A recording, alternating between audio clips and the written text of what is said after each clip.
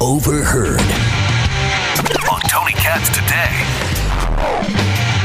I'm Brian Baker, back from a whirlwind summer tour of northern Indiana, and a very special treat for those of you in attendance today. How I spent my summer vacation. Slide number 1 of 683. Breaded tenderloin sandwiches and quarter sundaes at the Sleepy Owl Supper Club. What, no interest? Big news surrounding the nation's most pressing and historically significant investigation of our lifetime, Operation Get Trump.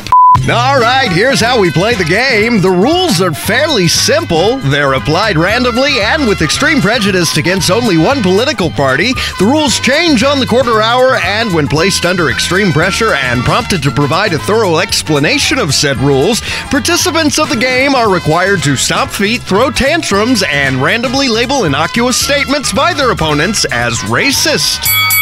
All right, round 1. CNN's Allison Camerota comparing the Trump campaign to MS-13. But listen, but Matt, I think that you're... Hot dog, listen to that stammer. But listen, but Matt, I think that you're... Is that a stammer or is she scatting? Dropping the Allison Camerota CNN remix. But listen, but Matt, That's hot. You believe that the FBI planted... a spy in the Trump campaign. Are you using the term informant and spy interchangeably? Because to do that would be incorrect, you understand. They're different things. To draw a comparison between the two would be practically the equivalent of a false equivalency. Continue. Was he using an alias to try to get information, saying he was a Cambridge professor, not saying he was there under the auspices of working for the FBI? Yeah. And was he trying to get information in order to pass it back to the United States government? Was he doing those 3 things? Hey, Matt. Yeah-oh. Hey, Matt. I'm married. I know that tone. Hey, Matt. Here's my question. When the FBI uses a source in MS-13 to find out what they're doing, is that a spy? Or is that a source and informant to figure out what MS-13 is doing?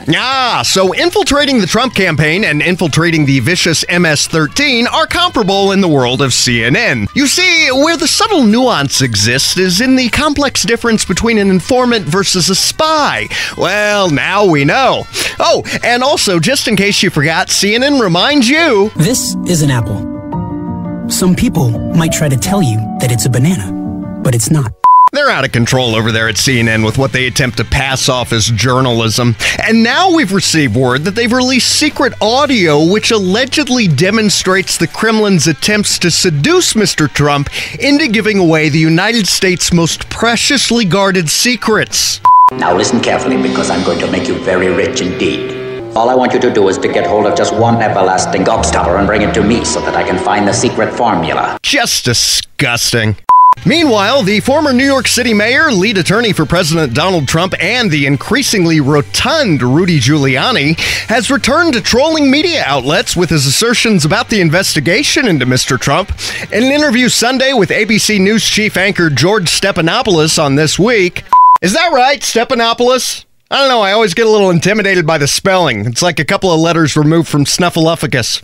Rudy Giuliani discussed Robert Mueller's investigation into whether the president may have tried to obstruct justice into the probe of the crime that didn't occur due to the fact that the president didn't collude with Russian efforts to interfere with the presidential election, which they've consistently been attempting to do going all the way back to when Balboa knocked Drago on his ass. I must break you. Ooh, Drago's got to lay off the steroids at this point, man. He sounds sick. During the conversation on ABC, Giuliani asserted that the commander-in-chief probably does have the power to pardon himself. Do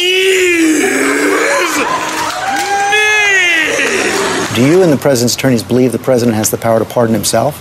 He's not, but he probably does.